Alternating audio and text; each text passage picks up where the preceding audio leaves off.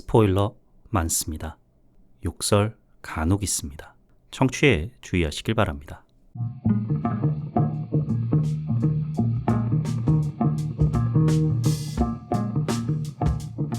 콘텐츠 대홍수시대, 요즘 뭐 보시나요? 전 이거 봅니다. 요즘 뭐 봄, 난 이거 봄 27번째 에피소드 시작합니다.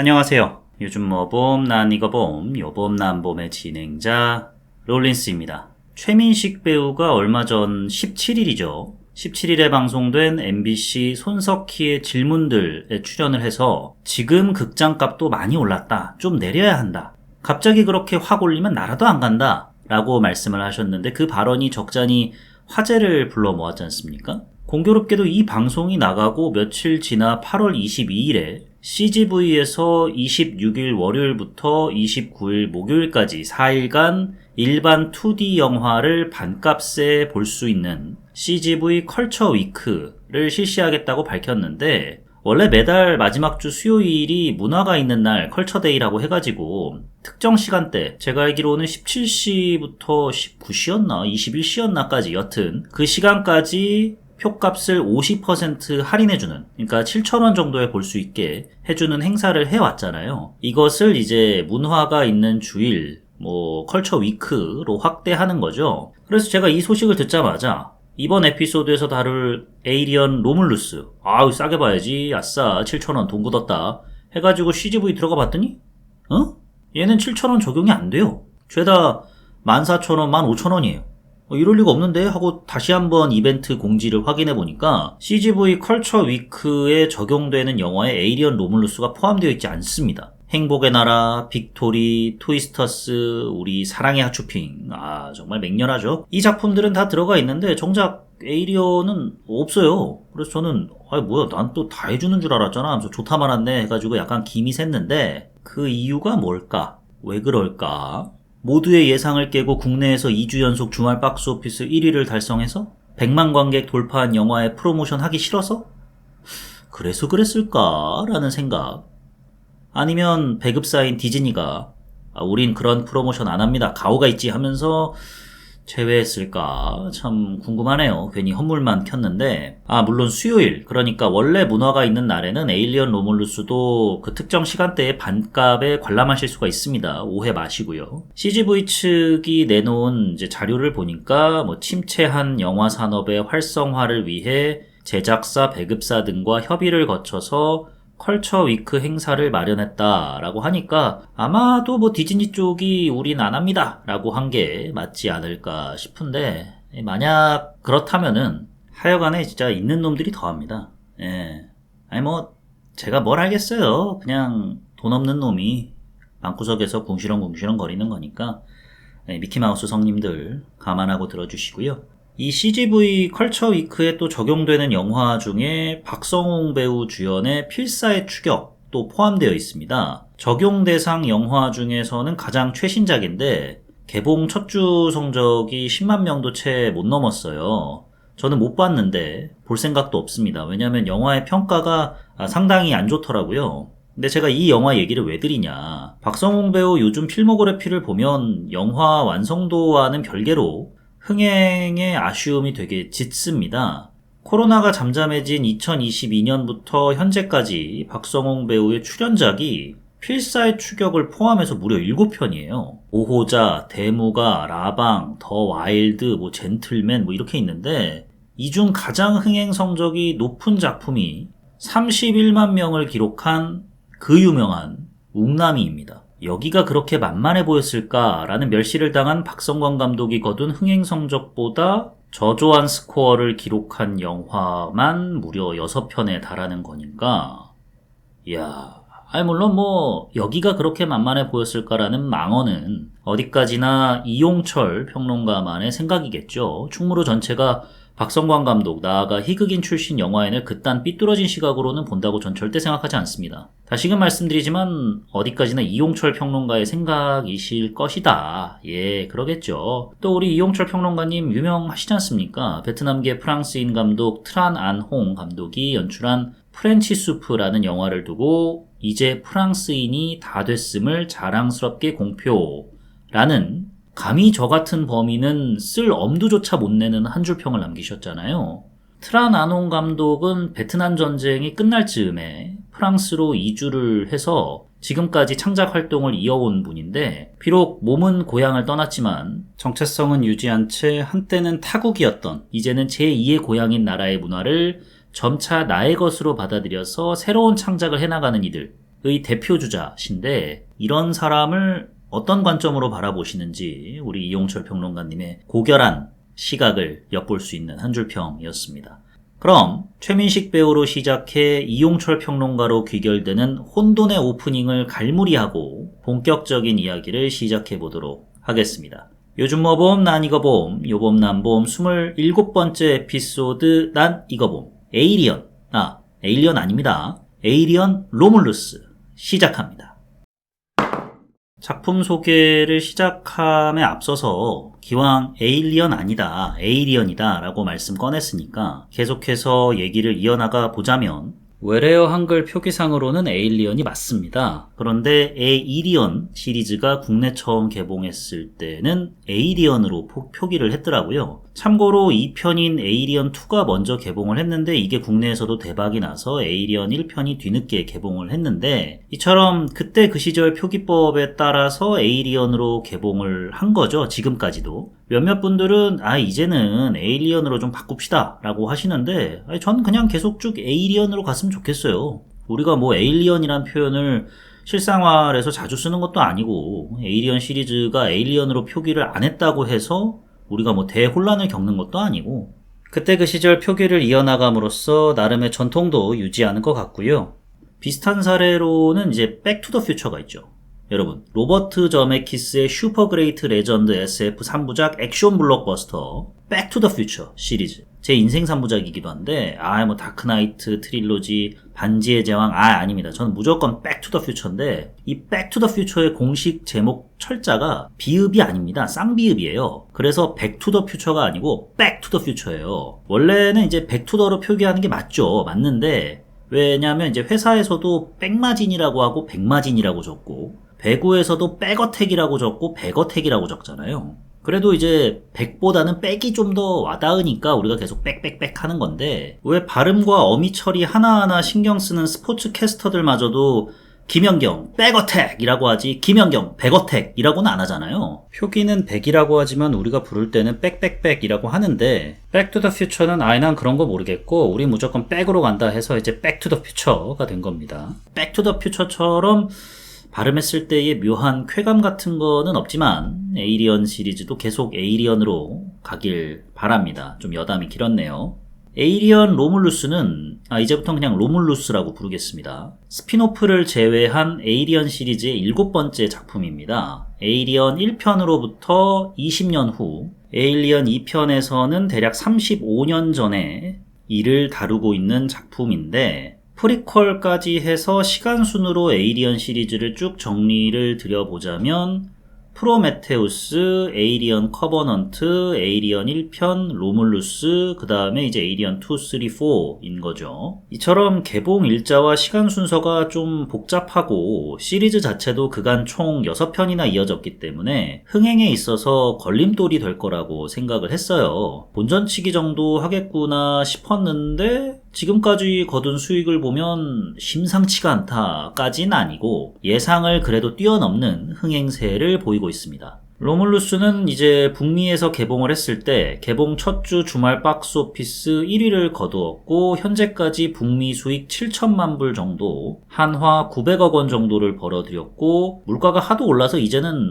좀 벌었는데 라는 의미값이 떨어졌지만 그래도 상징적인 수치인 1억 불 돌파도 가능할 거로 보입니다. 제가 좀 생각을 해보면 이 1억 불 돌파가 약간 우리나라로 치면 한 300만, 400만 정도의 느낌인 것 같아요. 300만, 400만 관객을 돌파했다. 그래서 지금은 확실하게 얘는 흥행작이다 라고 하려면 최소 2억 불 정도는 넘어야 되고, 만약에 난 그렇게 생각하지 않는데 라고 하면 여러분들의 말씀이 100% 맞습니다. 제가 뭘 알겠습니까? 그냥 씨 부리는 건데.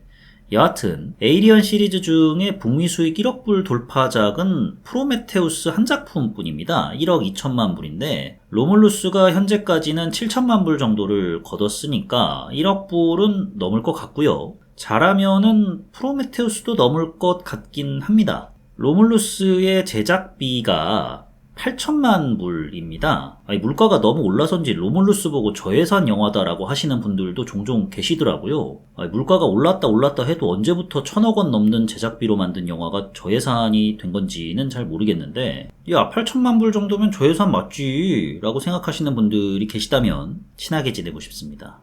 예, 연락 주십시오. 메일로 연락 주시면 감사하겠습니다. moviquiz@gmail.com으로 연락 주시면은 제가 성심성의껏 모시겠습니다. 그냥 하인으로 살 테니까 연락 주시면 감사하겠고요. 한국에서도 컬처 위크에 참여는 안 했지만 그래도 될 만큼 우리는 괜찮아요 라고 할 만큼 쏠쏠한 흥행세를 이어가고 있는 중입니다. 국내에서도 현재까지 124만 명의 누적 관객 수를 기록해서 프로메테우스 성적 97만 명은 이미 넘겼고요. 커버넌트가 기록한 130만 명도 곧 넘길 것처럼 보입니다. 북미에서 로물루스를 관람한 관객 중 70%가 남성이라던데 한국도 얼추 비슷하대요. 남성 비중이 좀 더 높고 20대보다는 30대 이상의 비중이 더 높은 파이를 차지하고 있다고 합니다. 확장성 측면에서 확 대박 나려면 역시 여성 관객의 파워가 중요한데 극장도 그렇고 스포츠도 그렇고 엔터업계는 말할 것도 없고요. 여성 팬 유입이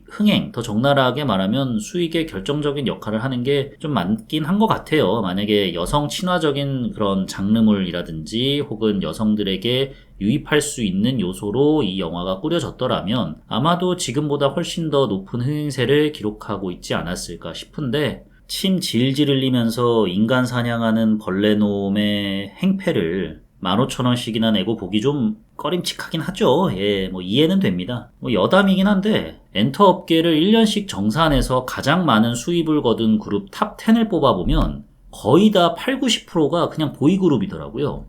엔터업계 관계자의 인터뷰를 찾아보니까 걸그룹이 보이그룹보다 화제성이 더 높을 수는 있다. 하지만 그것이 곧 매출로 이어지진 않는다. 라고 하시더라고요. 그래서 매니지먼트 측면에서 보이그룹이 걸그룹보다 더 품이 많이 들고 까다롭고 어렵긴 한데 예컨대 야스 스캔들이나 음주운전 이런 거는 대부분 보이그룹이 저지르는 경우가 많지 걸그룹은 딱히 없잖아요.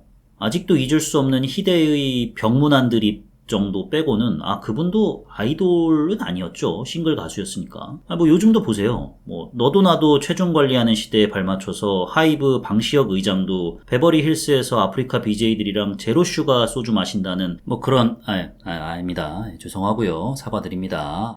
기왕 시작한 여담 하나만 더 얹어보자면 혹시 힙통령 장문복 기억하십니까? 슈퍼스타 K에 나와가지고 코리안 래퍼 책 해가지고 화제가 됐던 인물인데 나중에 프로듀스 101에 나왔었어요. 그때 남초 커뮤니티가 난리가 났습니다. 야, 그렇게 우리가 조롱했던 친구가 건강하게 자라가지고 정말 매력 대난투 현장에 출전했구나. 너 열심히 사는구나. 야, 우리가 그동안 미안했다. 형들이 미안했다. 우리 문복이 촵길만 걷자 해가지고 막 분위기를 조성했단 말이에요. 우리가 밀어주겠다. 넌 우리가 아이돌 시켜줄게 이랬단 말이에요. 그 덕인지 방영 첫 주에 탑 10 안에 들어갔어요. 근데 남자들 나오는 프로듀스 101은 왜 봅니까? 그렇게 이제 장문복 씨는 기억 속에서 잊혀지고 남초 커뮤니티도 문복이구나. 야, 문복아 촵길은 알아서 걷자. 형들은 바빠서 이만하고 이제 떠났거든요. 결국 101으로 데뷔하지 못했죠.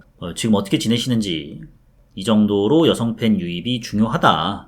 갑자기 좀 많이 딴 길로 샜네요. 오늘따라 딴 길로 많이 샜는데 죄송합니다. 그럼 여성 팬을 유입시킬 만한 덕질 유발 배우들이 로물루스에는 있는지 그 면면을 살펴보면 그 전에 감독 소개를 제가 안 드렸군요.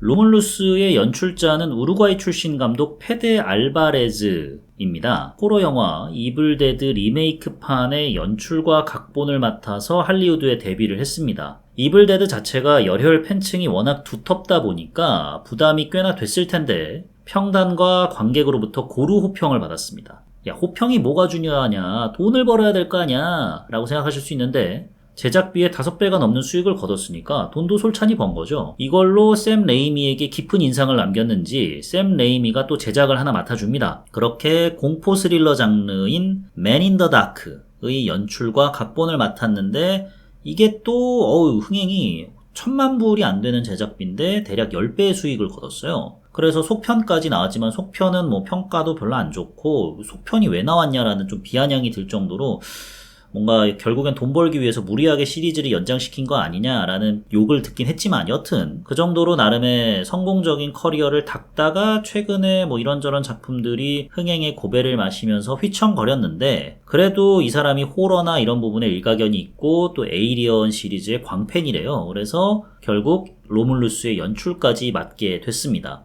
또 이 감독이 가성비 촬영으로 유명합니다. 아무래도 공포, 호러 위주로 커리어를 쌓아온 사람이니까 공포, 호러는 돈으로 때려박는다기보다는 아이디어로 승부하는 작품이잖아요. 그래서 국내외의 유명 평론가들이 입을 모아서 하는 말이 이 감독의 진짜 실력은 공포 영화에서 드러난다. 왜냐면 정말 아이디어와 편집과 리듬과 그걸로 모든 거를 승부를 내야 되기 때문에 그 사람이 갖고 있는 연출력이 여기서 빛을 발한다라고 얘기를 하는데 그러다 보니 페데 알바레스 감독은 좀 저렴하게 찍는 방법을 아는 거죠. 저렴하게 찍는다고 해서 화면이 저렴했으면 욕먹었겠지만 그것도 아니에요. 뭐 로물루스를 보시면 아시겠지만 화면이 저는 물론 뭐 현명하게 세트 촬영 위주로 설정을 돌려가지고 제작비를 아낀 측면이 있긴 합니다만 저는 이게 오히려 에일리언 1편과 에일리언 2편 사이에 놓인 영화에 맞는 배경이자 기법이라고 생각을 해서 보는데 되게 만족했거든요. 시각적으로 좀 후지네, 좀 부족하네, 빈약하네, 돈 좀 더 들이지 라는 생각은 전혀 안 들었습니다. 이 감독한테 맡기면 같은 돈을 들여도 훨씬 더 때깔이 좋은 영화를 뽑아낸다라는 인식이 할리우드 저변에 깔려 있어서 로물루스의 연출까지 맡게 됐습니다. 우리나라 대다수의 감독, 박모 감독님처럼 본인 연출작의 각본도 본인이 직접 집필을 하더라고요. 로물루스의 각본도 마찬가지로 페데 알베레스 감독이 예전부터 합을 맞춰온 각본가와 공동 집필을 했습니다. 그럼 출연 배우로는 이게 딱히 유명한 배우들이 안 나와서 간단하게 그냥 이름 정도만 언급하고 지나가겠습니다. 그래도 주인공은 좀 상세하게 설명을 드려야겠죠. 소피아 코폴라 감독의 프리실라라는 작품에서 프리실라 프레슬리 역을 맡았던 케일리 스페니 배우, 데이비드 존슨 배우, 이 배우, 이 앤디 역 맡은 배우인데 물건입니다. 이 배우가 인조인간 연기가 정말 자세한 얘기는 이따 하기로 하고요. 되게 인상적이었어요. 마스크도 그렇고 캐스팅을 참 잘했다라는 생각을 했는데 그 다음에 나온 배우로는 아치 르노, 이사벨라 메르세드 그리고 이 빨간 메인 포스터 보시면은 페이스 허거의 얼굴 뒤덮인 인물 있죠? 에일린 우 배우 이런 배우 등이 출연을 합니다. 그럼 줄거리 요약 시작해보도록 하겠습니다. 에일리언 시리즈 만악의 근원이죠. 웨이랜드 유타니사의 한 화물선이 20년 전 리플리가 탔던 노스트로모호 잔해 연장에 도착을 해서 무언가를 수거합니다. 그렇게 영화가 시작을 하는데 그 장면이 끝나자마자 영화는 바로 주인공 레인 캐러딘의 현실을 보여줍니다. 레인은 웨이랜드 유타니사가 소유하고 있는 행성의 농부로 살아가고 있는데 이 행성으로 말씀을 드리자면 레인이 태양이란 존재를 개념으로만 알 뿐 한 번도 본 적이 없을 정도로 햇빛이 비치는 날이 한 번도 없는 그냥 암흑천지의 공간이에요. 햇빛은 차단되어 있고 농부라든지 또 거기에 이제 광산 같은 데가 있는데 광산 노동자들의 삶은 아주 천하태평이고 여기가 유토피아고 그러면 영화가 안 되겠죠. 당연히 열악하고 이러다 보니까 질병창궐이라든지 하여튼 간에 사람이 살기에는 완전히 쉐신 공간이에요. 거리에는 이제 웨이랜드 사는 악덕 기업입니다. 여러분을 노예로 대할 뿐입니다. 라는 구호가 막 끊이지 않고 이런 식으로 웨이랜드에 대한 적대적인 분위기는 형성돼 있지만 웨이랜드가 아니면은 먹고 살 방법이 없는 그런 완벽한 식민 지배 체제의 행성인 거죠. 레인의 꿈은 이런 그지 같은 행성을 떠나서 독립자치 행성인 이바가로 앤디와 함께 이주하는 것입니다.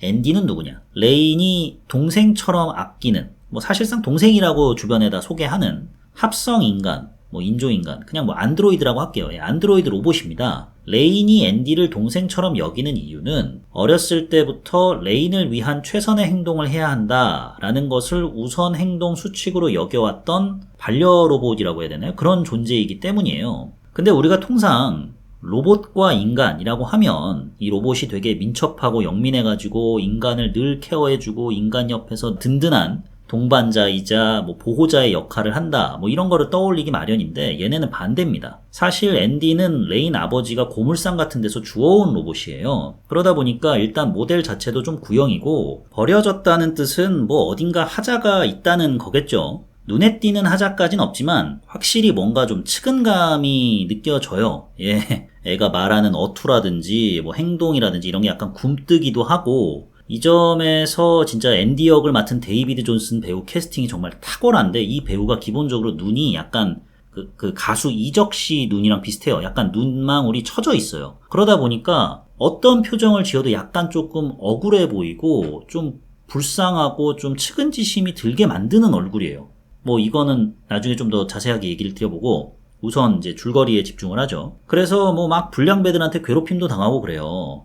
그러니까 막 오작동을 일으킵니다. 막 발작 같은 걸 일으켜요. 그럴 때마다 레인이 앤디를 막 재부팅을 합니다. 되려 레인이 앤디를 보호하고 케어하는 관계인 거죠. 우리가 알고 있는 그 관계의 로봇과 인간의 관계의 정반대 개념인 겁니다. 그렇게 광산 행성에서 할당된 노동을 다 마친 레인은 마침내 이바가로 떠나려고 하는데 회사에서 갑자기 그 사무직 직원이 컴퓨터 몇 번 뚝뚝 두들기더니 아이고 너 광산으로 전출됐다 야.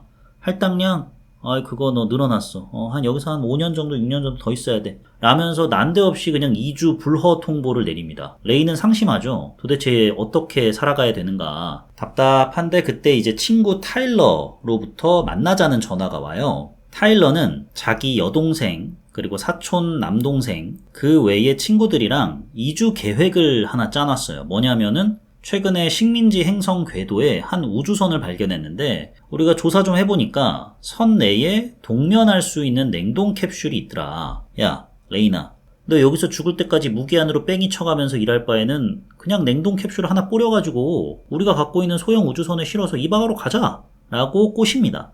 레이는 그러다 발각되면은 완전히 우리 뭐 죽도 밥도 안 돼 라고 걱정을 하는데 그럼 앤디만이라도 보내달라고 해요. 그래서 이게 뭔 소린가 봤더니 앤디가 안드로이드잖아요.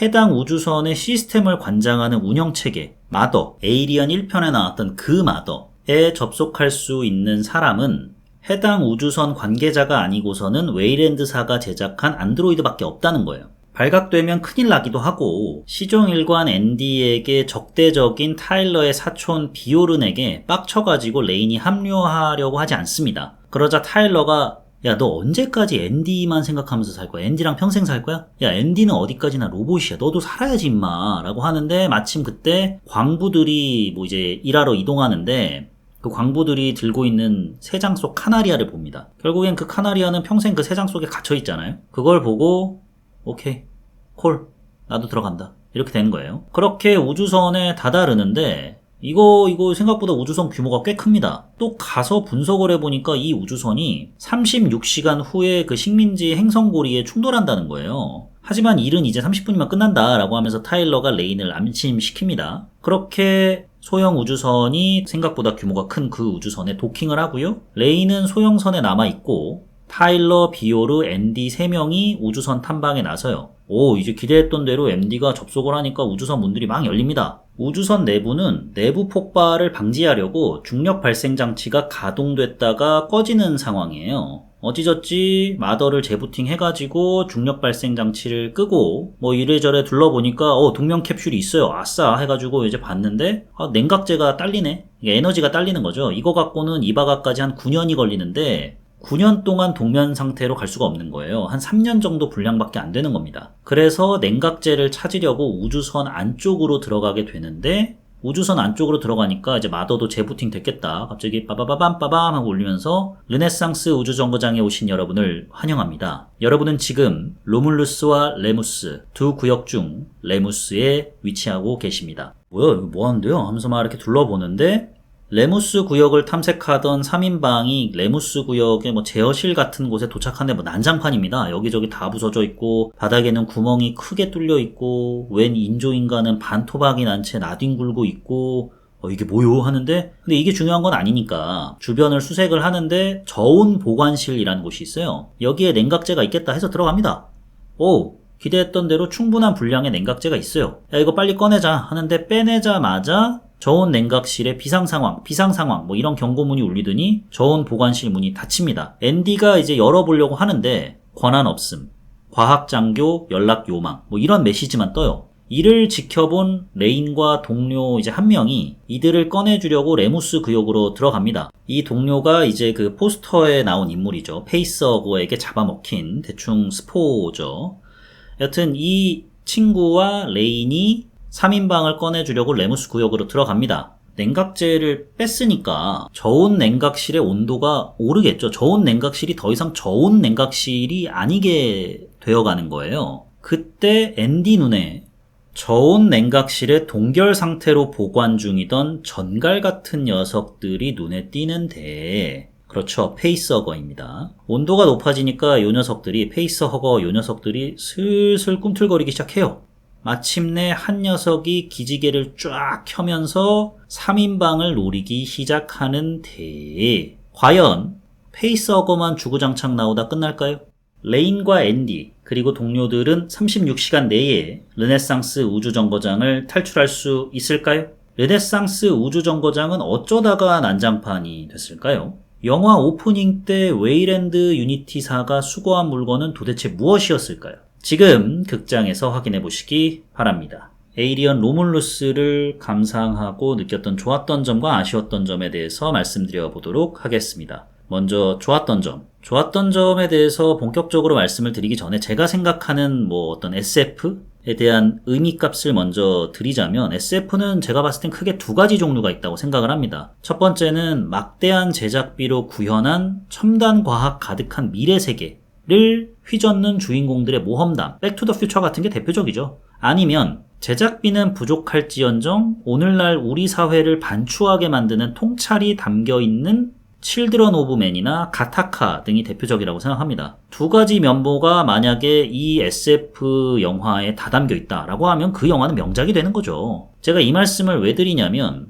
에일리언 로물루스는 그러면 두 가지 부류 중에 어떤 거냐, 두 가지가 다 담겨 있냐라고 하기에는 살짝 모자른 게 없지 않아 있고요. 통찰력이 좀 약하다는 생각을 느꼈어요. 그럼에도 앞선 부류와 두 번째 부류, 고루 아주 높은 점수를 갖고 있는 영화라고 생각을 합니다. 제가 이 말씀을 왜 드리냐면, 로물루스가 비록 시간상으로는 에일리언 1편과 2편 그 시리즈물의 중간에 놓인 작품이긴 합니다만, 시간선으로만 보자면, 하지만 개봉 일자라든지 프로젝트의 시기라든지 이런 걸 보면은 2000년대에 나온 에이리언 시리즈니까 프로메테우스, 에이리언 커버넌트와 묶이는 프리퀄 시리즈 중 하나지 않습니까? 프로메테우스랑 커버넌트를 보면서 느꼈던 건 자꾸 뿌리를 찾아 나간다, 이런 생각을 받았어요. 그러니까 모두 조물주에 관한 이야기고, 인간과 에이리언의 뿌리에 대한 호기심, 이 줄거리의 핵심인데, 이를 통해서 조물주와 피조물 간의 관계를 파고드는 데에 힘을 준 작품이라고 저는 느꼈습니다. 프로메테우스 같은 경우는 애초에 영화가 시작할 때부터 벽화를 보니까 이것이 과거 우리 조물주들에 대한 단서다 하면서 그 조물주를 찾아 나서고, 그 다음에 커버넌트 같은 경우는 인간이 만든 인조인간이 새로운 생명체의 조물주가 되고자 이런저런 괴상한 실험을 하는 게 또 메인 줄거리 중에 하나고요. 이런 식으로 뭔가 뿌리를 찾아서 거슬러 올라가는 느낌을 강하게 주는데, 철학적이죠. 철학적인데 그만큼 고차원적인 문제다 보니까 이 미래 배경이 약간 좀 무색하게 느껴져요. 근데 이 와중에 결국엔 영화 내용은 에일리언과 벌이는 사투로 끝나야만 합니다. 왜냐면 그러려고 사람들이 에일리언 영화 보는 거잖아요. 에일리언이랑 맞짱 뜨는 거 보려고. 그러다 보니까 조물주가 어떻고, 우리는 어디에서 왔는가, 우리를 왜 만들었는가, 이런 거에 대한 나름의 리들리 스콧 감독이 갖고 있던 원대한 꿈이 에일리언이랑 뚜시뚜시 하는 거 앞에서 무슨 소용인가, 저런 꿈에 대해서 우리가 생각을 해본들 왜 그게 다 무슨 소용이야 라는 생각이 영화 내적으로 든단 말이죠. 에일리언 시리즈가 갖고 있는 철학적 사유를 즐기시는 분들도 계시겠지만, 기본적으로는 공포물 성격이 있고 크리처물의 성격이 있기 때문에 걔네들과 맞짱 뜨는 걸로 끝낼 수밖에 없는 구조상 약간은 좀 공허하게 들리고, 때로는 겉돈다는 느낌마저도 받았어요. 제가 앞서 언급한 SF에는 이제 두 가지 부류가 있다고 생각한다. 그중 하나가 이제 돈 때려 박아가지고 첨단 기술 빠방하게 보여주면서 모험담을 펼치는 이런 게 있다고 말씀을 드렸는데, 결국 첫 번째 부류로 언급했던 모험담이 그 시작과 끝이 다른 셈인 거죠. 인류의 기원을 찾는다 했는데 뭐야 뭐 이거 에이리언의 기원이잖아. 이럴 거면서 조물주가 어떻고 뭐가 어떻고 개코 같은 소리 하네 약간 이런 생각이 든다는 거죠. 그런데 에이리언과 에이리언 2편은 일단은 기본적인 시작 자체가 되게 간단하잖아요. 화물선이 귀환을 하다가 미지의 세계를 탐구하게 된다. 거기서 이제 큰일 난다 라는 얘기고, 2편은 리플리가 트라우마를 극복하기 위해서 에일리언이랑 맞짱 들어간다 이거잖아요. 대단한 철학적인 의미값을 선포하면서 시작을 안 하니까 오히려 마음가짐이 가볍죠. 그렇다고 에이리언과 에이리언 2편의 철학적 사색이 뭐 얕고 하찮냐? 그렇다면 이 두 작품이 세기의 명작이다라는 칭호를 듣진 않겠죠. 이 철학적 사색은 저는 현재와 미래에 방점을 둔다고 봤습니다. 더욱더 팽배해지는 물질 만능주의와 생명경시, 에이리언의 탄생 과정에 담긴 폭력성, AI의 지시에 순응할 수밖에 없는 인류, 그럼에도 시간을 가르지 않고 변치 않는 절대 불변의 모성애 같은 것들. 로물루스도 시작은 전형적인 공포영화입니다. 뭐 굳이 모험담 쪽으로 발전을 시켜보자면 보물선 찾으러 가는 이야기인 거죠. 그랬다가 큰일 난다. 폐가에 들어갔다가 폐가 망신하더라 뭐 이런 얘기를 다루고 있는 건데 거창한 시작이 아닌 거죠. 하지만 이 영화에서 다루고 있는 어떤 통찰 이런 것들을 보면 기후위기, 팬데믹, 인간이 돌봐야 하는 인조인간, 거기에 감성 앞에 무너지는 이성 같은 인문학적 요소가 있는데 앞서 언급한 과학적 요소들이 지금 현재도 벌어지고 있는 일이고 앞으로 정말로 저는 그 생각을 했거든요. 인간이 인조인간을 돌봐야 하는 일도 생길 수가 있겠구나. 그렇기 때문에 이 영화에 담겨있는 철학적인 질문들이 어느 정도는 현재를 반추하게 만드는 미래적인 요소들로 가득하다는 거죠. 또 새로 나오는 크리처들도 보면은 조상을 찾아가는 게 아니라 엔지니어 같은 조상을 찾아가는 게 아니라 자손을 찾는 거잖아요. 뭐 자손을 찾는다기보단 자손이 튀어나오는 거죠. 인조인간도 안드로이드도 결국에는 인간이 만들어낼 존재이니까 자손이고, 에이리언의 정수를 모아서 새로운 생명체를 만들려고 하는 인류의 모습을 보여주지 않습니까? 이게 뜻대로 제대로 안 돼가지고 로물루스의 최종 보스 오프스프링이 탄생을 하는 거잖아요. 근데 얘가 진짜 끔찍하게 생기긴 했더라고요. 진짜 기괴하게 만들었던데 찾아보니까 전부 CG로 만든 캐릭터는 아니더라고요. 참고로 파묘에 나온 오니귀신처럼 장신 농구 선수를 데리고 찍은 거더라고요. 여튼 그래서 너무 끔찍하고 디자인도 꿈에 나올까봐 두렵고, 근데 그 와중에 이제 정면샷이 나오는데 남근 같은 생식기는 안 달려 있더라고요. 그러면 쟤는 자웅동체인가? 뭐 이런 생각을 하면서 봤는데, 뭐 이런 식으로 여튼 창조주가 어떻고 나는 누구 여긴 어디 뭐 이런 식의 얘기보다는 일단 기본적으로 이 영화는 영화적 재미에 몰입을 하는 측면이 있습니다. 자꾸 험한 게 튀어나와요. 그래서 영화적으로 기본적인 재미는 챙겨주면서 그 안에 담긴 이야기들이 지극히 미래를 향하고 있다. 미래를 향한 지향점이 녹아있다. 기술이 됐든 인간과 뭐 로봇 혹은 에일리언 간의 관계가 됐든 이를 통해서 이제 현실을 반추하게 만들더라. 이 점이 저는 참 보는데 인상적이었고, 이것이 결국 우리가 명작이라고 일컫는 에일리언 시리즈들 중 에일리언 1, 2편의 정수가 여기에도 담겨 있는 것 아닌가. 그 다음에 좋았던 점은 제가 앞선 에피소드에서 올드 에일리언 시리즈죠. 1편부터 4편을 한 편도 안 봤다라고 말씀을 드렸잖아요. 그래서 1편과 2편을 불이 나게 찾아봤습니다. 저처럼 1편과 2편을 불이 나게 찾아본 사람마저도 이 영화에서 에일리언의 이런 요소 저런 요소 등을 활용해서 발전시켜서 오마주해서 이런 재미를 뽑아냈구나 라고 느낄 정도라면 에일리언의 찐팬들은 좋아서 환장하시겠는데 라는 생각이 들 정도로 로물루스는 에일리언 공포 테마파크 같은 느낌이 있습니다. 에일리언의 사골까지 우려먹어가지고 재미 포인트를 뽑아내고요. 또 그것을 공포로서 승화시켜요. 진짜 공포 영화로서 웬만한 요소들이 여기 총출동해요. 첫 번째는 앞서 언급했던 줄거리 속에 제가 딱 끊을 때 말씀드렸던 페이스 허거가 물속으로 퐁당 빠져가지고 그때부터 3인방을 공격하기 시작하는데, 거기서는 이제 페이스 허거의 시점샷으로 나오죠. 그게 마치 영화 조스 같아요. 그런 해양 생물체 혹은 괴생명체가 뭐 밀림 같은 곳에서 나를 노린다라고 하면은 공포에 질린 주인공의 모습을 괴생명체의 시점으로 바라보는 샷들이 나오지 않습니까? 여기서도 고스란히 재현이 됩니다.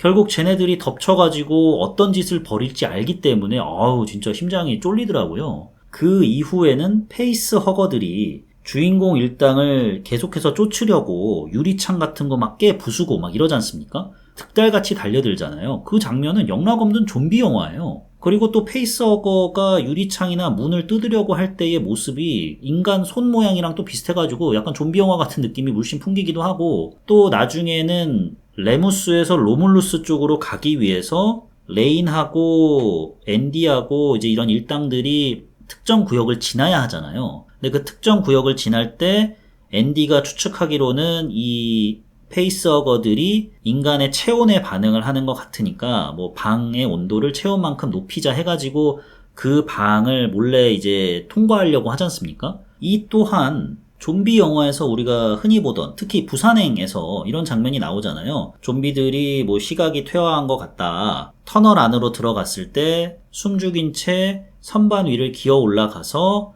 다음 칸으로 넘어가자, 이런 장면이 나오는데 그거랑 완전히 좀 비슷한 느낌을 물씬 풍겨가지고 또 여기서는 좀비 영화로서의 재미를 주는구나. 근데 베꼈다라는 느낌은 절대 아닙니다. 왜냐면 장르적인 문법이니까요. 이런 특징을 가진 공포영화, 저런 특징을 가진 공포영화, 그 요소들을 에일리언이라는 생명체가 가지고 있는 특징과 잘 버무려가지고 관객들을 겁에 질리게 만든다. 단순히 이런 장치뿐만 아니라 화면도 그렇고 전반적인 조명도 그렇고 앵글도 그렇고 이 양반이 공포영화를 잘 찍는다 하는 이유를 알겠더라고요.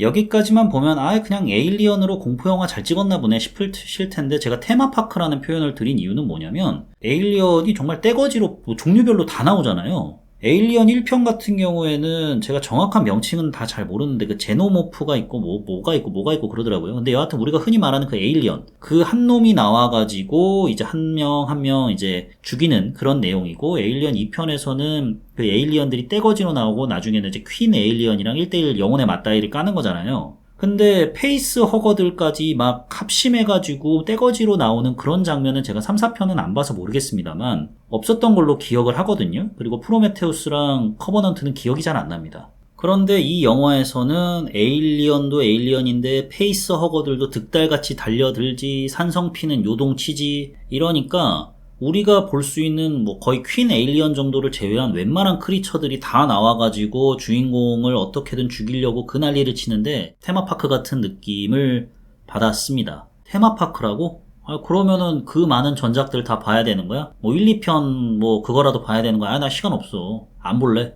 라고 생각하실 수도 있는데 굳이 전작을 한 편도 안 찾아보셔도 다 이해가 됩니다. 제가 지금 뭐 에일리언이 뭐 누가 등장한다 뭐가 등장한다 이렇게 말씀을 드리긴 했지만 굳이 다 찾아보실 필요까지는 없고요. 그냥 안 봐도 영화가 알아서 술술 다 설명을 해줍니다. 뭐 이 영화를 통해서 에일리언에 처음 입문한 사람들을 배려하는 차원이라고 느껴질 정도로 되게 소상하게 설명을 해주는 장면들이 나와요. 근데 그것이 뭐 설명조로 일관되진 않고요. 적재적소에 설명을 곁들여가지고 뭔가 영화를 처음 보시는 분들도 이해를 할 수 있고, 이 시리즈를 정말 오랜만에 보시는 분들도 맞아 그랬지 라고 복귀하실 수도 있고, 근데 이제 만약에 전작을 보신다면 더 즐길 수 있는 요소들이 많긴 하죠. 오마주가 좀 가득하기 때문에 예를 들어서 이런 설정은 저기서 따온 것 같고, 이런 장면은 뭐 3편, 뭐 1편, 뭐 4편, 뭐 프로메테우스 여기서 나왔던 거랑 살짝 유사하고, 이게 베꼈다는 느낌이 아니라 확실히 차용을 해가지고 발전을 시키고 새로운 재미를 만들어냈구나 라는 느낌을 주기 때문에 오마주적인 측면에서도 쾌감을 느끼실 수는 있겠지만, 이 쾌감이 이 영화 재미에 있어서 대단히 큰 부분을 차지하느냐? 그렇지 않고요. 저는 플러스 알파라고만 생각을 합니다. 이 영화 자체가 주는 순수한 재미도 대단해요. 그런데 뭐 예를 들어서 에이리언 2의 명대사죠. Get away from her, you bitch. 이게 여기에도 고스란히 나오는데 약간은 굳이 엄근진하게 따지면 뜬금없게 나오긴 해요. 그 대사가.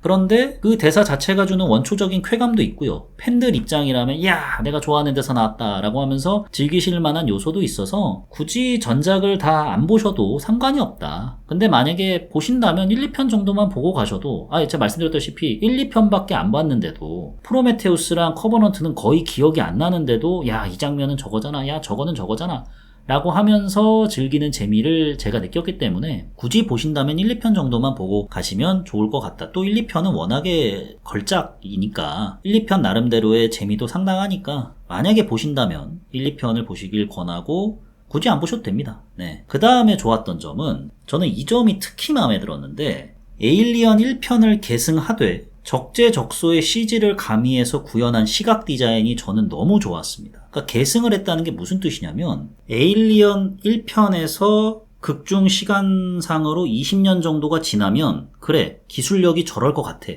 라는 느낌이 든다는 거죠. 왜 이런 느낌을 받았냐면 제가 프로메테우스를 봤을 때 말씀드렸다시피 에이리언을 안 보고 프로메테우스를 먼저 본 거죠. 2012년에. 근데 이제 에이리언이 워낙 레전드 작품이니까 여기저기서 에일리언 관련된 짤들도 엄청 많고 클립들도 많잖아요. 이런 것들을 저도 봤을 거 아닙니까? 출발 비디오 여행이나 이런 데서. 그것만 봤는데도 아니 프로메테우스가 에일리언보다 예전의 이야기를 다루는 영화라며 더 과거를 다루고 있는데 과거의 기술이 훨씬 더 휘황찬란해 보이고 미장센도 더 세련돼 있고 웅장하고 훨씬 더 미래지향적이고 아니 뭐 어쩌면 SF가 추구해야 하는 바이긴 하죠. 근데 에일리언 1이랑 안 맞잖아요. 그러니까 프로메테우스로부터 몇십 년이 지나면 에일리언 1이 된다는 건데 이게 맞아? 라는 생각을 하면서 보는 거죠. 에이리언 1을 안 봤음에도 불구하고 그때 제가 무슨 생각을 했냐면 이거 리들리 스콧 옹께서 한풀이 하시는 거구나. 79년도에는 기술력의 한계로 구현할 수 없는 화면을 내 한번 마음껏 선보여 보이겠다. 보아라. 나의 구상과 미장센과 야심을 좀 폭주한다는 느낌을 받았었어요. 에일리언 1편을 안 봤는데도. 이에 반해 로물루스는 1편 계승을 참 잘했습니다. 이런 지점에서. 에일리언 1편의 미장센이라고 하면은 2001 스페이스 오디세이 같은 느낌인 거죠. 도스 컴퓨터로 구현되는 마더라든지 뭐 이런 것들 찾아보니까 이런 형식의 미술 장르를 카세트 퓨처리즘이라고 한대요. 우리 미래가 이렇게 구현될 일은 없겠지만 그럼에도 에일리언과 맞닿아 있는 시각적인 구현이라서 되게 반가웠다. 그리고 거기에 CG를 또 적절히 섞었어요. 그래서 앞서 언급했듯이 에일리언 1으로부터 한 20년 지나면 딱 이런 정도의 기술을 구현하는 사회가 됐을 것 같아 라는 느낌을 줍니다. 그렇다고 또 뭐 엄청나게 기술이 퀀텀 점프한 것도 아니고 그럼 또 에일리언 2랑 안 맞잖아요. 딱 그 절충 지점을 적절히 현대기술 섞어가면서 보여줬다. 그 다음에 좋았던 점은 배우 캐스팅 부분인데 레인 역을 맡은 배우와 앤디 역을 맡은 배우는 참 캐스팅을 잘했다는 생각을 했습니다. 주인공 역을 맡은 케일리 스페니 배우 같은 경우는 이미지가 참 이 영화의 장르나 이 영화가 추구하고자 하는 바와 잘 어울린다라고 느껴졌어요. 그러니까 배우의 연기가 뛰어났다라기보다는 배우 연기 잘합니다. 못하진 않아요. 그런데 이 이미지가 이 주인공 역할에 딱이다라는 생각을 했어요. 왜냐면 그간 에일리언 시리즈들을 복기를 해보시면 주인공 배우들은 주로 다 장신 여배우였습니다. 시고니 위버는 180이 넘고요. 커버넌트 주인공 캐서린 워터스턴도 180 정도고 프로메테우스 누미라파스만 한 160 초반 정도인데 대신 샤를리스 테론이 180에 육박하잖아요. 케일리 스페니 배우는 프로필상 키가 155입니다. 그렇다고 무슨 뭐 벌크업을 해가지고 했느냐 뭐 그것도 아니에요. 체격도 왜소한 편이고 얼굴도 되게 앳돼요. 시고니 위버, 누미 라파스, 그리고 에일리언 커버넌트의 주인공 워터스턴, 이 배우들은 또 떠올려보시면 약간은 보이시한 느낌이 있습니다. 이번에 나온 배우는 그냥 앳돼 보여요. 보이시한 것도 없고 진짜 약간 한국 배우들 중에는 박보영 배우 같은 느낌을 좀 받았어요. 야, 그러면은 좀 그동안의 배우들과는 좀 완전히 다른 모습이라 좀 별로지 않아 라고 생각하실 수가 있는데 저는 어차피 에일리언 앞에서는 주인공은 나약한 존재가 될 수밖에 없어요.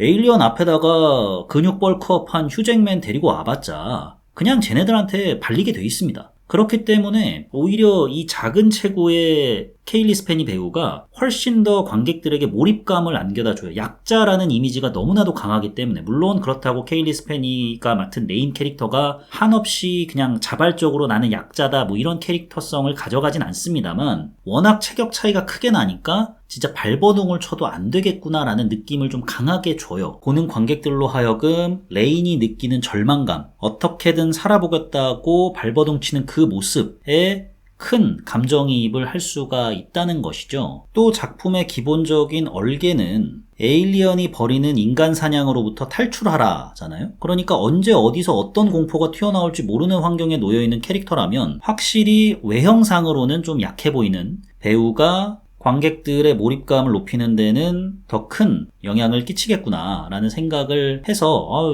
캐스팅 잘했는데 라는 생각을 했습니다. 또 반대로 이렇게 또 외형적으로 연약해 보이는 인물이 이런저런 기질을 발휘해가지고 절대로 쓰러뜨릴 수 없을 것만 같은 악당을 딱 물리쳤을 때 반대로 쾌감은 더 큰 거죠. 확실히 막 근육질에 다부지고 뭐 키도 한 180이고 이런 주인공이 마침내 상대방을 쓰러뜨리면 그냥 난 제가 이길 줄 알았어 약간 이런 느낌인데, 체격도 왜소하고 딱 봐도 좀 약해 보이는 사람이 이런저런 자신만의 노하우를 통해서 상대방을 무찌르면 기쁘잖아요. 이런 지점에 있어서 되게 성공적인 캐스팅이라고 저는 느꼈는데, 그래도 에일리언 시리즈 하면은 전사 느낌 팍팍 나는 주인공이 매력 포인트 아니냐, 그것 때문에 이 시리즈 보는 거 아니냐 라고 하실 수 있는데, 생각을 좀 복귀해보면 우리가 여전사 하지만 1편에서 시고니 위버가 뭐 본투비 전사 이런 캐릭터가 아니잖아요. 그냥 평범한 항해사고 원리 원칙을 중요시하는 선원이잖아요. 그리고 에일리언으로부터 쫓길 때 시고니 위버가 2판 4판이다 하면서 무슨 맞다이 까고 이런 건 아니잖아요. 그냥 계속 도망다니면서 순간순간적으로 시간을 버는 행동을 할 뿐이죠. 그러다가 마지막에 기지를 발휘해서 에일리언을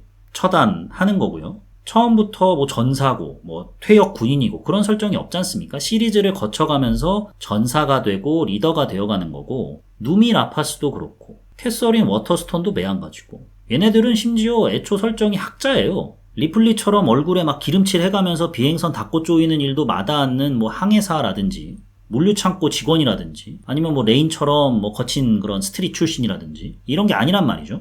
먹물이에요, 먹물. 그러니까 이들도 애초에 전사와 거리가 먼 인물들이죠. 근데 갑자기 이런 캐릭터들이 위풍당당 전사 포즈 취하면서 영화가 끝나면 그러면 망작이죠. 이상하죠. 그래서 레인의 모습 또한 저런 외형을 가진 배우가 만든 게 전혀 이상하지 않았다. 저게 오히려 맞는 거다. 좋은 캐스팅이었다. 라고 생각을 하면서 봤습니다. 하지만 베스트는 앤디였다. 캐스팅을 너무 잘한 이유가 뭐냐면, 데이비드 존슨 배우를 찾아보시면요, 앞서 언급했듯이 제가 눈이 꼬리가 쳐져 있습니다. 그래가지고 약간 억울상이에요. 어떤 말을 해도 되게 슬퍼 보이고 우수에 젖은 듯해 보여요. 그런데 나중에 이제 앤디에게 과학장교의 칩을 이식을 해가지고 앤디가 업그레이드가 돼서, 그 전에는 되게 어리숙하게 말을 하던 앤디가 고급 어휘를 구사하는 영국식 영어를 쓴단 말이죠. 예를 들어서 앤디였을 때, 그러니까 오리지널 앤디였을 때는 아재 개그 하나 해줄까? 반성문을 영어로 하면 뭐게? 글로벌.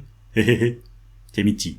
이러다가 뉴 앤디가 됐을 때는 지금 현재 저의 우선 실행 명령은 웨이랜드사를 위한 최선의 행동을 다하는 것입니다. 되게 이질적인 모습을 보인단 말이죠. 그런데 그 와중에 얼굴은 아까 그 억울상이에요. 그러니까 아니 저렇게 눈망울 촉촉하고 한 가족처럼 여전히 보이는 그 앤디는 어디 가고 저렇게 냉정하고 뭐 당연한 얘기지만 인간미라고는 단 하나도 찾아볼 수 없는 존재가 되어버렸는가에 대한 배신감이 훨씬 커진다는 거죠. 배우가 연기를 너무 잘한 것도 있는데 배우의 마스크라든지 이런 것들이 다 결합되어가지고 레인이 느끼는 배신감을 관객들도 물씬 느낄 수 있다는 거죠. 그런 부분이 참 데이비드 존슨이란 배우의 이름을 계속해서 기억하게 만드는 요인으로 작용할 것 같다라는 생각을 하게 됐습니다. 그러면 로물루스를 보고 느꼈던 아쉬웠던 점에 대해서 말씀을 드려볼 텐데요.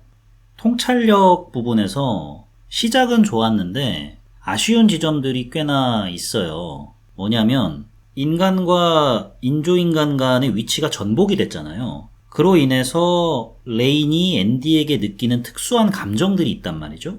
또 앤디도 레인에게 갖고 있는 특수한 감정들이 있고, 영화 초반에 이런 모습들을 대단히 많이 부각을 시킵니다. 레인이 알고 보니 약속의 땅에 갔을 때에는 앤디를 데리고 갈 수 없다라는 점. 앤디는 어디까지나 웨이랜드사의 재산이기 때문에 웨이랜드사의 재산을 자치 행성에 반입을 하게 되면 레인이 빵에 가게 되니까, 그래서 레인이 앤디를 버릴 수밖에 없는데 그 얘기를 아직까지 못하고 있다는 점. 그리고 그 얘기를 나중에 앤디가 들었을 때 괜찮아, 그것이 레인을 위한 것이라면 라는 식의 좀 가슴 뭉클한 장면들이 나와요. 그런데 그런 부분에 있어서 전 그래서 당연히 앤디가 죽을 줄 알았는데 안 죽어가지고, 그 부분에서 확실히 좀 더 파고들면 새로운 감상을 안겨다 줄 수 있는 부분, 그동안 프로메테우스랑 커버넌트를 거치면서 웨이랜드사가 만든 인조인간 놈들은 다 하나같이 인간들을 열등한 존재로 바라보는 놈들이었으니까. 근데 그게 맞는 거죠, 사실. 네, 뭐 이성적으로 판단을 하면 그럴 수 있는데, 근데 앤디가 좀 따뜻한 존재로 나오길래 이 영화에서 인조인간들이 그렇게 경고하는, 인간은 급박하게 돌아가는 상황 속에서도 합리적인 결정을 내리기 전까지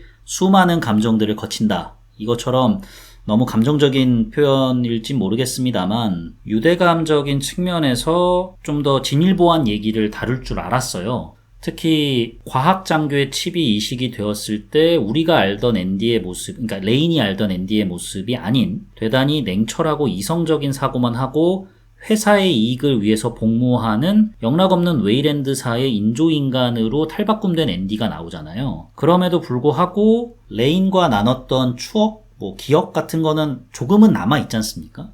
이런 부분들을 활용해서 나중에는 약간 눈물 짜는 장면이 나오나? 라는 기대를 살짝은 했습니다. 왜냐면은 페데 알바레즈 감독이 제임스 카메론 감독하고도 이 영화를 두고서 많은 논의를 했다곤 해요. 물론 제임스 카메론 감독은 그냥 나는 완성본을 보고 어느 정도의 첨언만 해줬을 뿐이고 이 작품은 어디까지나 순수하게 페데 알바레즈 감독의 작품이다 라고 얘기를 하긴 했습니다만 어찌됐건 감독이 에일리언 시리즈의 열렬한 팬이라고도 하고 또 제임스 카메론 감독이 그런 거 참 잘하잖아요. 지극히 저기서는 이성적이고 합리적인 결정을 내려야 되는 존재가 감성적인 결정을 내리면서 기계가 AI가 혹은 이성으로만 똘똘 뭉친 존재가 감성이란 것을 알아가는구나 라는 부분에서 뭉클한 감동 같은 거를 선사하는데 예를 들어서 터미네이터 2에서 티천을 죽이고 용광로로 빠져들 때 존 코너가 가지 말라고 울잖아요. 그러니까 존 코너의 눈물을 닦아주면서 이것이 인간의 눈물이라는 거군.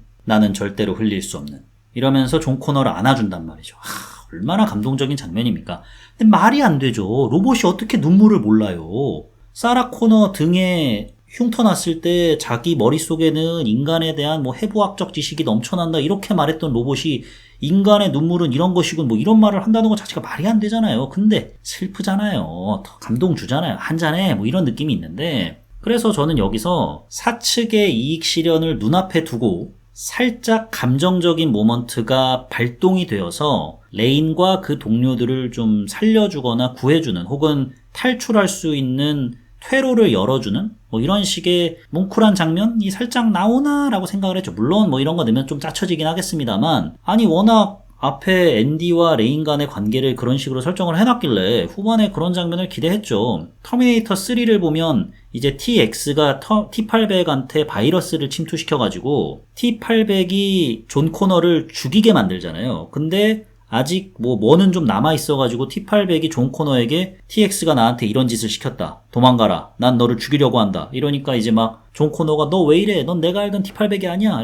어쩔 수가 없다. 난 명령을 수행해야 한다. 이러다가 결국에는 뭐 말이 안 되는 장면이지만 T800과 TX의 바이러스가 싸워가지고 결국에는 그 T800이 작동을 멈추지 않습니까? 약간 그런 류의 좀 짜치더라도 문과적인 감성이 나오나 했는데 이런 지점이 안 나와서 뭐 아쉽지는 않지만 그만큼 인간과 인조인간 간의 유대감을 더욱더 깊숙이 얘기할 수 있었는데도 불구하고 그런 지점을 택하지 않았다는 거에 대해서는 조금은 통찰력에 있어서는 한계점이 있었다라는 생각을 하게 됐습니다. 이게 결국에는 그만큼 캐릭터를 조성하는 데 있어서 좀 디테일함이 떨어져서 발생한 일인 것 같긴 합니다.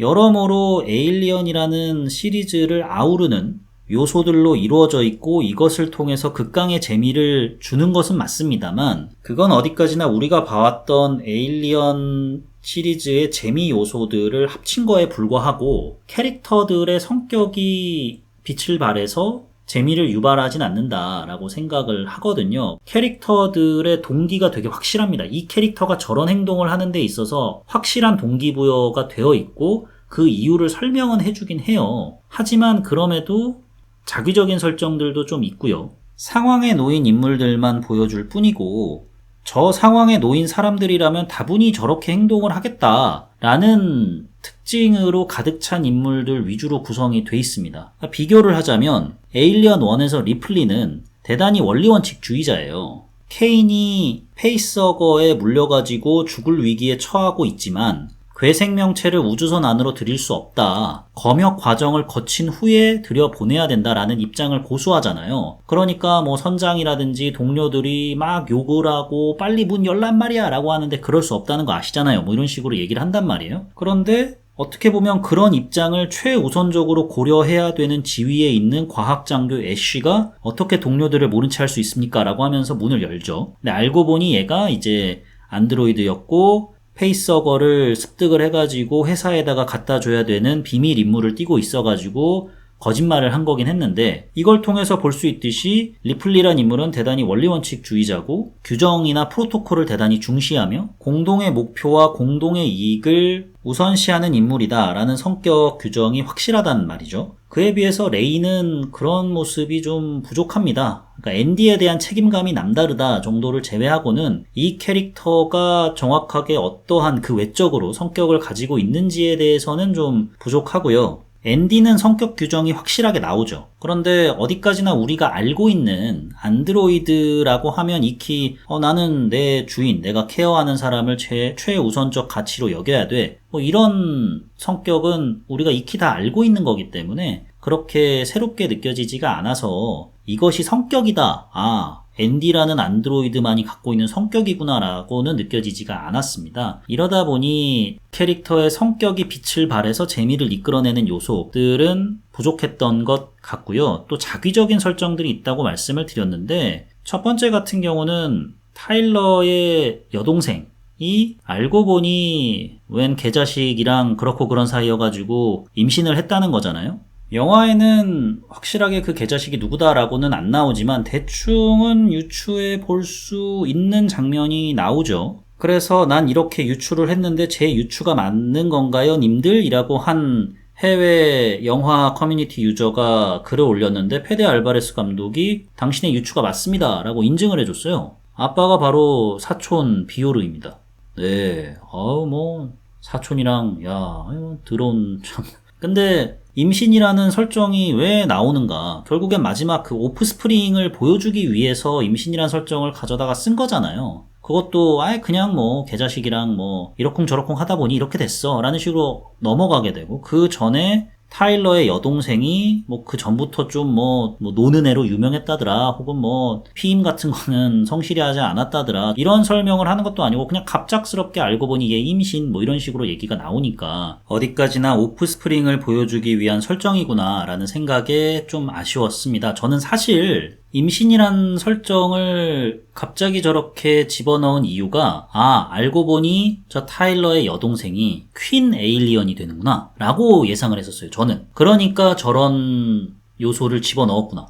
에일리언의 정수를 모은 혈청을 자기 치료하려고 맞잖아요. 그 전 장면에서 그 혈청을 맞은 쥐가 에일리언 형상으로 변하는 모습을 보여줬잖아요. 타일러의 여동생이 그 혈청을 맞고 퀸 에일리언으로 변하는 과정에서 아이를 유산을 하는구나. 그래서 새끼에 대한 집착을 갖게 되고 그것이 곧 퀸 에일리언으로 발전을 하는 것이구나. 퀸 에일리언이 자기 새끼에 대한 집착이 되게 강하잖아요. 뭐 그건 어느 어머니들이나 다 그러긴 하겠습니다만 대단히 강한 집착을 보이고, 일단 이 에일리언 로물루스에서도 퀸 에일리언에 대한 힌트가 안 나왔기 때문에 저는 타일러의 여동생이 퀸 에일리언이 되는 방향으로 영화를 끼워 맞추려고 임신을 했다는 설정을 집어넣나 보다라고 생각을 했는데, 그게 아니라 그냥 오프스프링 보여주려고 그런 거였구나 라는 생각에 좀 이건 너무 무리하게 집어넣은 것 같다 라는 생각을 하게 됐습니다. 근데 또 모르죠. 왜냐하면 타일러 여동생이 오프스프링에게 죽은 건지 명확하게 나오진 않잖아요. 그냥 양기를 좀 빨아먹히긴 했습니다만 그 전에 타일러 여동생이 자기 몸을 만지니까 무슨 에일리언들 마냥 검은색 물체가 피 대신 나오는 장면이 나왔으니까 떡밥일 수도 있겠죠. 이 애가 나중에 진짜 퀸 에일리언이 됩니다. 약간 이런 식으로. 일단 영화상에서는 명확한 떡밥을 뿌리진 않으니까 자기적이라고 느꼈던 것 같습니다. 또 자기적이라고 느껴졌던 부분은 제가 로봇에 대해서는 전혀 모르긴 합니다만 앤디가 구형 모델이잖아요. 그런데 그 구형 모델에다가 과학장교, 그러니까 최신식 소프트웨어를 집어넣은 거지 않습니까? 그러니까 갑자기 그 최신식 소프트웨어가 구형 하드웨어가 갖고 있는 문제점들을 다 수리를 해줘요. 거기까지는 제가 그러려니 하고 이해를 하기로 했습니다. 먼 미래에는 그게 가능한가 보지 뭐 라고 하고 이제 이해하고 퉁치려고 했어요. 그런데 과학 앤디가 에일리언들로부터 공격을 받아가지고 땅에 널브러졌더니 바로 또 오작동이 일어나가지고 막 덜덜덜덜 거리잖아요. 그래가지고 레인이 자기가 갖고 있던 올드 앤디, 그러니까 오리지널 앤디로 바꾸니까 그 덜덜덜덜 거리던 오작동 일으켰던 게 수리가 되지 않습니까?